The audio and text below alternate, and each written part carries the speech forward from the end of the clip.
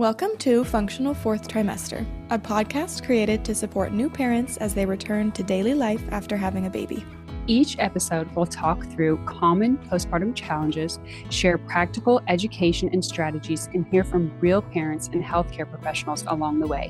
Whether you're listening during a feeding, a walk, or a quiet moment, this space is for you.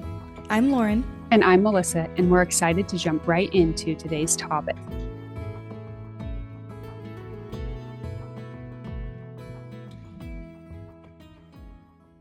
Exclusively pumping is more than just a feeding choice. It's a full-time commitment that often presents unexpected challenges. In this episode, we are going to talk all about the reality behind the schedules, the struggles, and the small wins that keep it all going. If you're living in it or just want to understand it better, this episode is for you.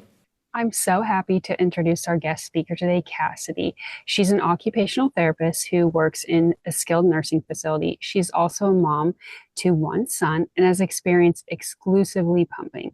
So welcome, Cassidy. We're so glad to have you here today. Thank you so much for having me. Yes, welcome. We're thrilled that you decided to join us today and are excited to hear about your experience.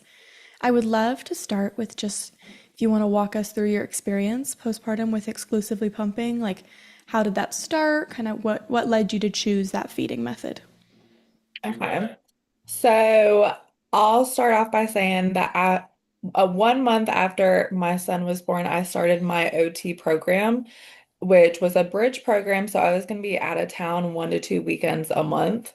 So I knew that I was going to have to pump a little bit.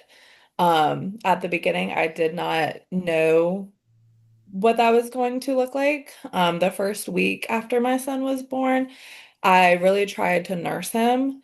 Um, However, that turned into like triple feeds, which is where you try to feed the baby, and then I was pumping, and then I was giving him a bottle. And I did that every like 2 hours. And it was exhausting.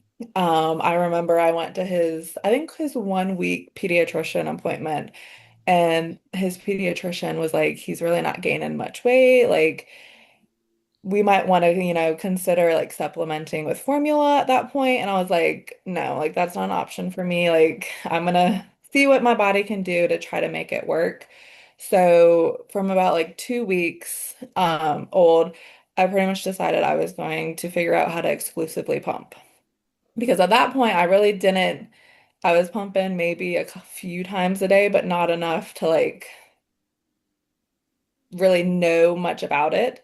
And so I started watching a ton of like TikTok videos and doing my own research of like how to actually make it work, because when you get a new pump, it gives you like the basic instructions, like what each setting does, type of thing, but it doesn't really tell you how to use the pump.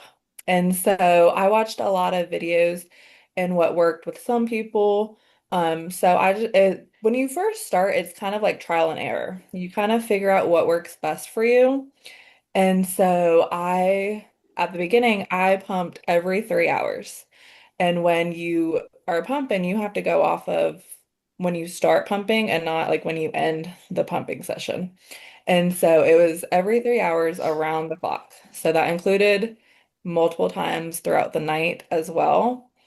And so that was very, very exhausting.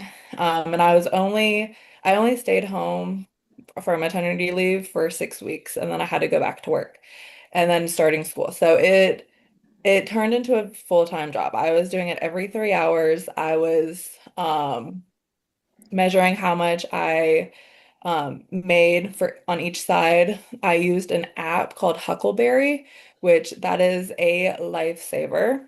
It pretty much tracks everything. It tracks like when I would feed my son a bottle, how much he would eat, if I ever tried to nurse, how much I pumped, what time I pumped. And so it kept track of everything. And so I used that because without that, I would not have remembered when I last pumped, how much my son ate. And so at the beginning, I really used it to kind of compare how much I was making versus how much he needed to eat or was eating at the time. And so I used that the whole like year and almost a year and a half that I exclusively pumped. Wow. So That's that way amazing. Mhm. I did it, I think it was like 16 and a half months.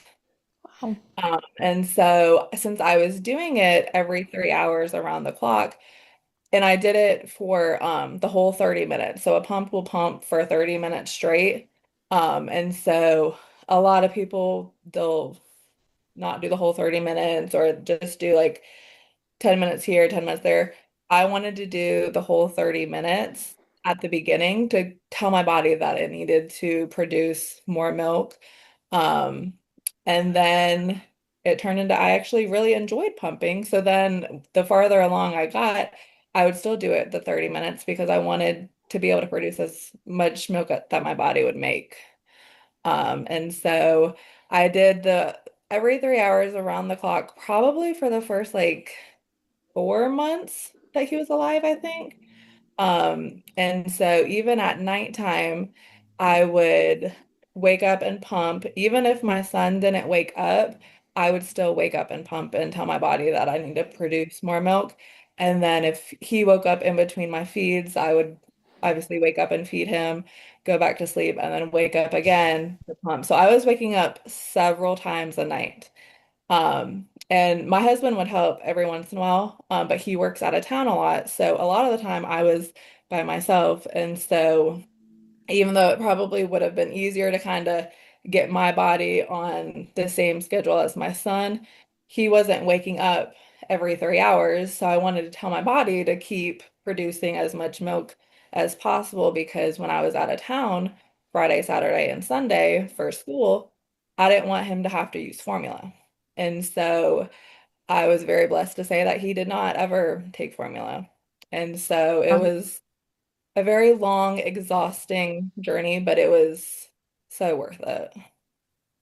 that's amazing that you did all of this like research and figuring it out and just the sheer determination and going back to work and school and travel and just being a new mom in general. Like I like that would be so exhausting. So like Oh, yes. kudos to you for figuring that out and having that determination and the even like getting up to pump and then getting up to feed him and like that's a lot to balance. So honestly impressed. Would love to hear more about like even that like what things did you learn that you feel would be helpful for moms? Or like how did you kind of transition through the process? I know like for when I went to that pediatrician appointment and they were saying that like he wasn't getting enough milk, I pretty much asked them, I was like, well, my milk is, still new. Like what kind of foods can I eat that are going to help me produce the milk or like the type of milk that he needs. And so they recommended eating a lot of like avocados, oats, like Nutri-Grain bars, peanut butter, any like protein type of food. And so immediately I went to the store and bought all of the things that she recommended. Um, and really I just stuck to that schedule. And I feel like that really helped me.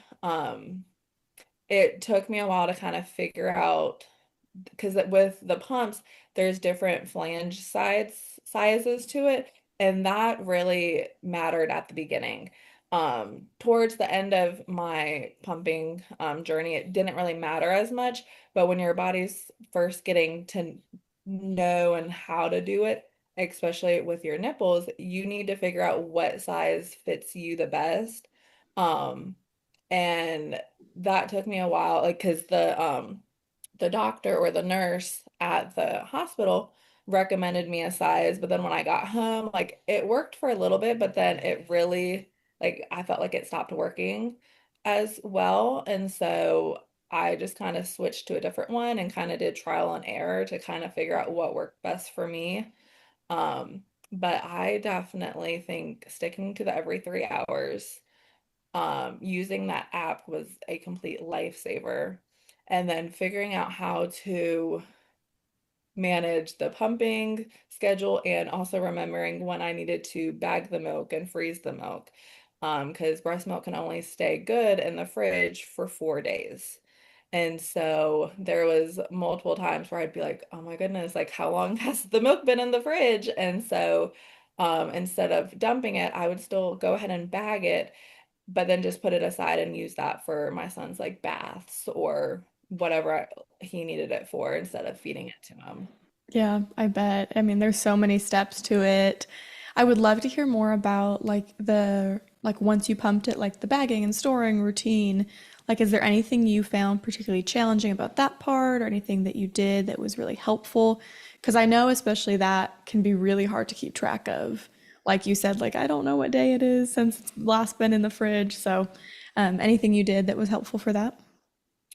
So at first I was just putting the bottles in the fridge and I was like at that point I was producing so much that I was like I don't have enough bottles to do it that way. So I bought a big pitcher that kept track of like how many ounces were in there. But with the app I was using, I could kind of keep track of how much I was producing versus how much he was eating and kind of guesstimate how much was in there.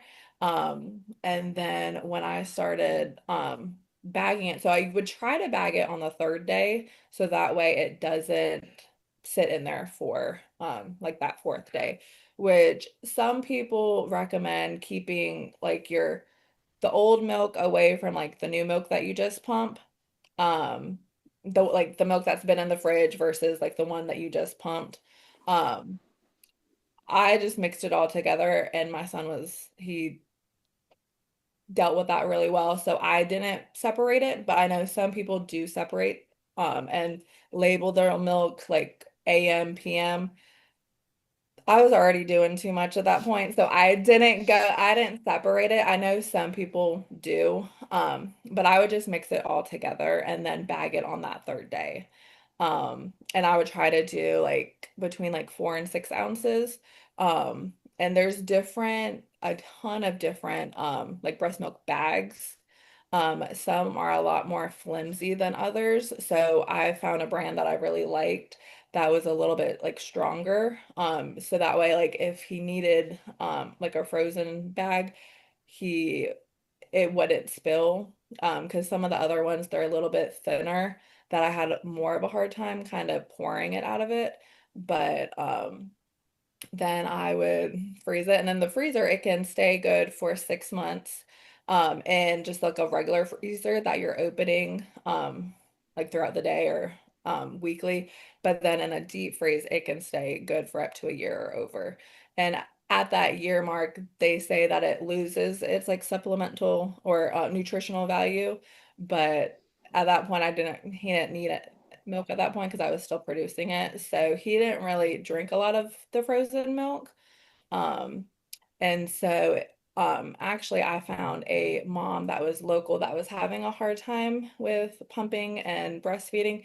So I would sell like a monthly supply to another mom because I was producing over double what my son needed because I was That's pumping. amazing. I was You I were was so feeding two nervous. babies. I was so nervous that I was going to be away at school and he wasn't going to have milk. And so I was like, I'm going to do whatever I have to do. And then at the point, I think it was like 3 or 4 months, I was like, I have so much frozen milk and he has not even touched it. Like, I don't know what to do with it. And then I started looking into different like Facebook groups and there was so many moms in need of it. And so there was one mom that was like, I would love to like get a monthly supply. And I was like, that's what I wanted. Like I didn't want not that I didn't want to go from like different moms, like I'd rather find one mom and just consistently like build that relationship with her and provide milk for her baby. Yeah, that's so awesome. I love that you started with that first appointment with the pediatrician. Like, I don't know, they're kind of losing weight. We might have to consider formula. And so you were like, okay, let me do everything I can. And then you went all the way to producing way more than he even needed. So I think that's so amazing that you committed to that like that. So, did you have tricks too that you used for freezing the milk? Because I know some like laying it flat is helpful. Did you do different things for like freezing and storage that you felt were really helpful? I think I laid them flat for like the first day until they got hard. And then I got these like containers that you can kind of put them in. And so I put them all in a container like that.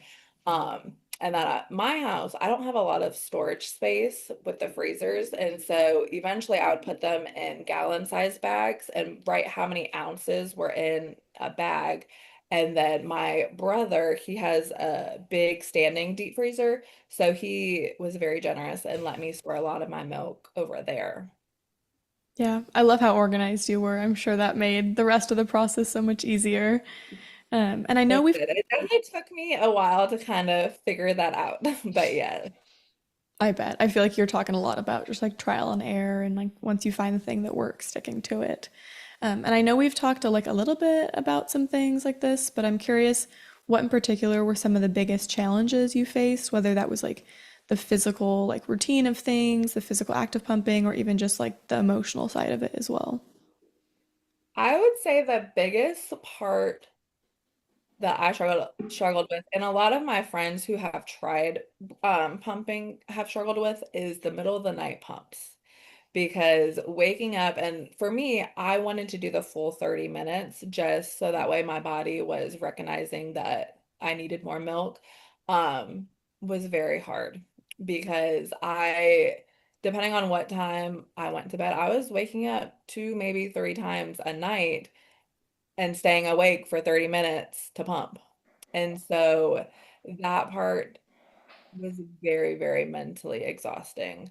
Um, the pumping itself, I really enjoyed.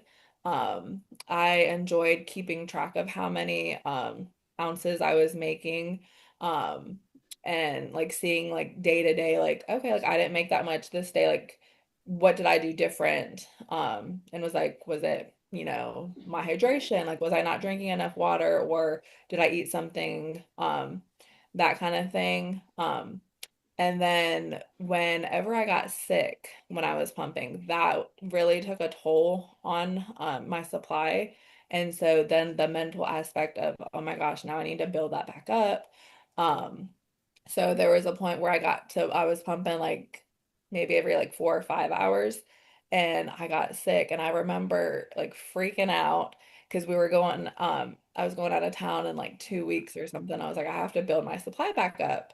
And so I went back to that every 3 hours to build my supply up. So just kind of going back and forth between like, okay, can I stretch it? Um, and so that was very, very exhausting. Like I remember going to work or like doing schoolwork and I like felt like I was a zombie because I was in like just survival mode at that point because it was very, very mentally exhausting.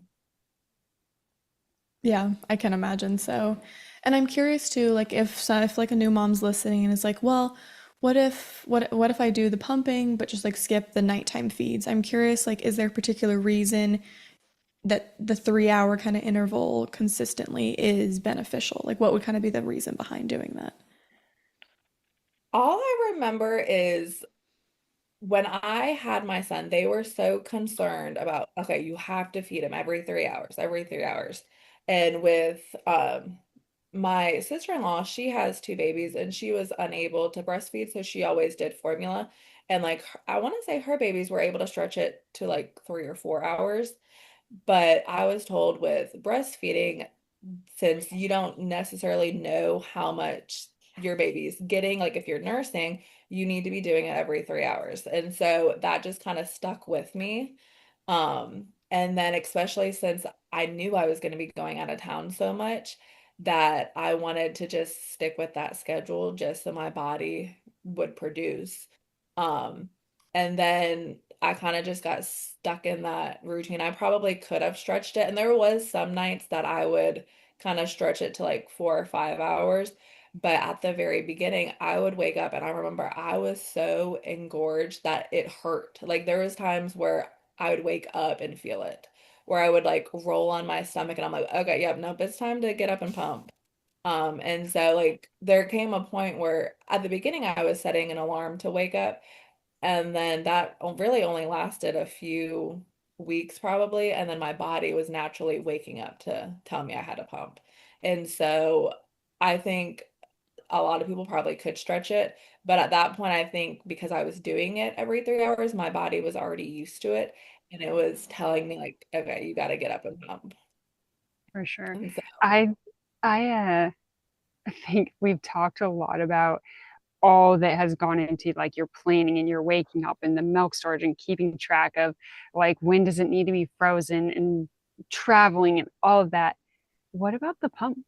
Like, how did you manage that aspect too? Because that's a whole nother thing. Like all the parts of the pump and cleaning the pump and what pump did you use that, or did you use multiple different pumps? so I had two different pumps. I did the Spectra, I think one, which is the one that you have to plug into the wall. I know they have the second version that you can, it's kind of portable. But I use that one mostly at nights.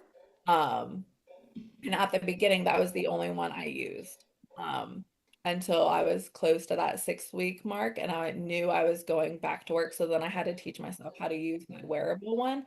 And I used the Mom Cozy, I think it was the S12 one.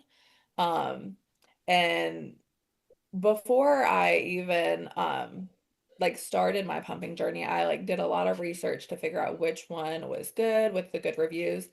And there was quite a few that had really good reviews, so I was kind of torn. But breast pumps are very expensive. Like I never realized how expensive they were, and so I wanted to get one that wasn't gonna break the bank. And the Mom Cozy ones are a little bit cheaper, but they still had really good reviews. And so I was like, I'm gonna give it a try. And so that's the one I mostly used when I was at work, especially, and then when I was in the car. And then the weekends that I was at school, if I was in the hotel room, I would use the Spectra one. Um, and a lot of people said like they would say that the hands or not the hands free, the ones that you would plug into the wall that produce like that gives you the most output. But I think I don't know if it was just because I was producing so much that I kind of had this similar output on both my Spectra and my Mom Cozy one. But with the Mom Cozy one, it did take me a while to kind of make sure that the pump was in the right position. It was harder to kind of be able to tell. Whereas the Spectra one, it's a little bit easier to tell if it's on. So that kind of took me a while to get used to it because I remember I was at work and I almost did like my 30-minute pumping session and I didn't have that much milk that came out and I was like, well, that's weird because usually I get a pretty decent amount and I realized that it was not on my nipple all the way and so I didn't get as much and so I had to pump again for a few minutes to just get some of that relief. And so that part kind of took a while to get used to, but I really enjoyed those two, and once I have another baby, I'll probably use those two again, just because they worked so good for me the first time. Yeah, that's awesome. And I have heard of people talking about that sometimes insurances will cover a breast pump. I'm curious if you found like Um, that scenario. when I don't remember. Oh no. So I when I was at my OBGYN, I asked them about that, and I think they gave me it was either a number or a like flyer with like a website on. And so I went on there and uploaded a picture of my insurance card and I was able to get a free pump. And so that was the one that I got with my Spectra.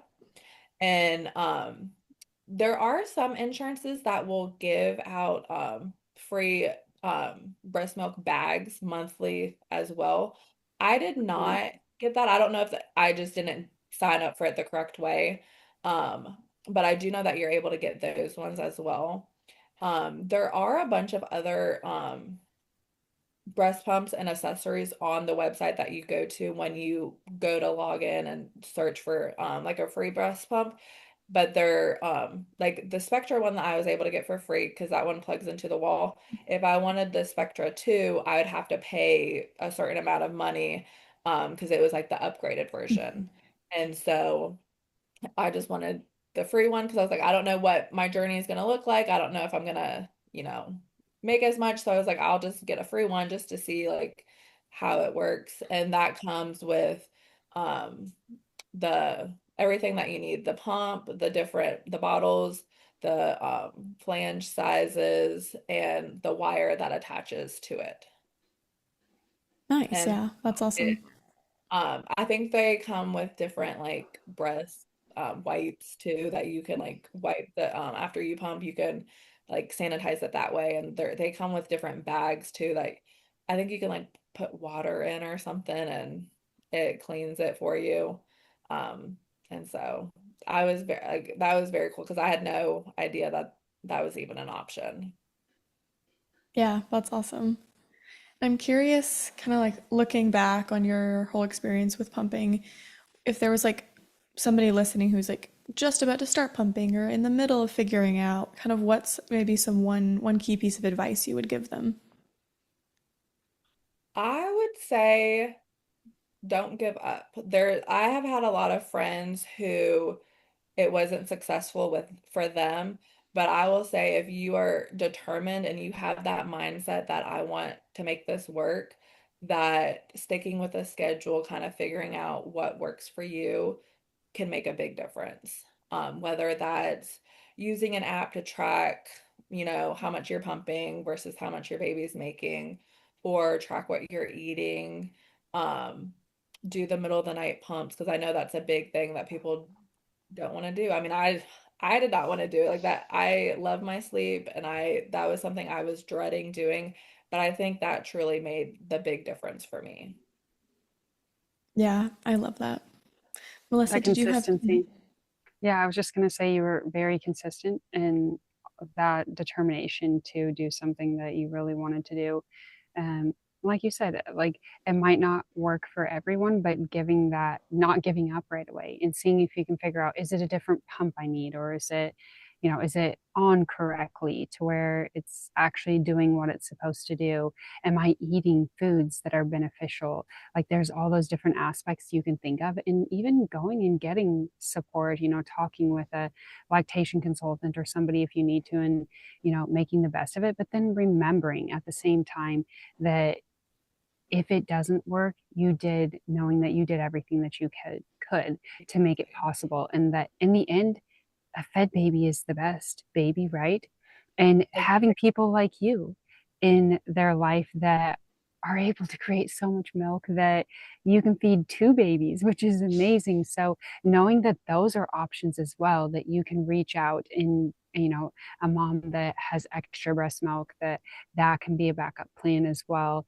So that I love the not giving up, but also giving yourself grace too, I think is so important. And I think that you gave yourself a lot of grace. Like you were able to make this pumping thing work, but you were balancing a lot of different things. And so you made this work, but you had to adapt in different areas as well. So this is honestly, like, I'm sitting here listening to you and just thinking like, wow, like I know pumping is a lot, and I know cleaning the bottles and cleaning the pump parts and storing your milk, like all those things are a lot. And then working and going to school, like you were balancing a lot, and like that took a lot of determination.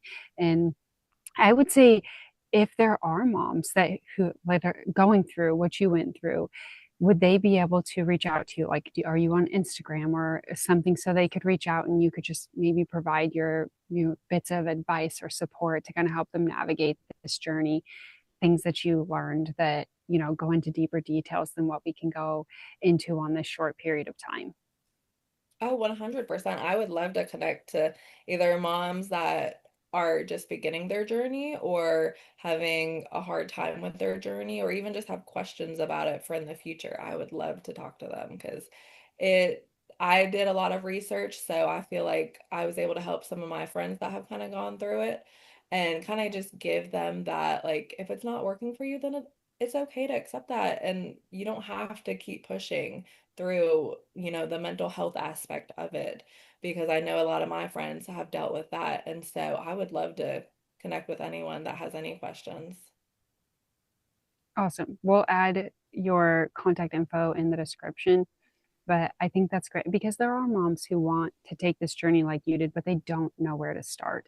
But then also, like you said, knowing that it's okay, like as long as you're doing your best, that's really all that matters. So I want to thank our guest speaker, Cassidy, today for joining us and sharing all about her experience exclusively pumping.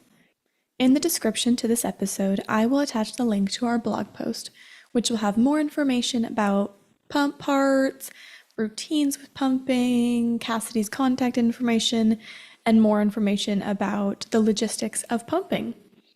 We hope you feel encouraged and equipped to start your own pumping journey or to try some different things if you're in the midst of a pumping journey.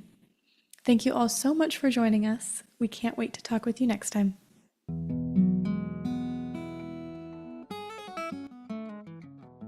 I hope today's conversation gave you something practical to take into your day or simply remind you that what you're experiencing is normal. Returning to daily life after birth is a process and support matters.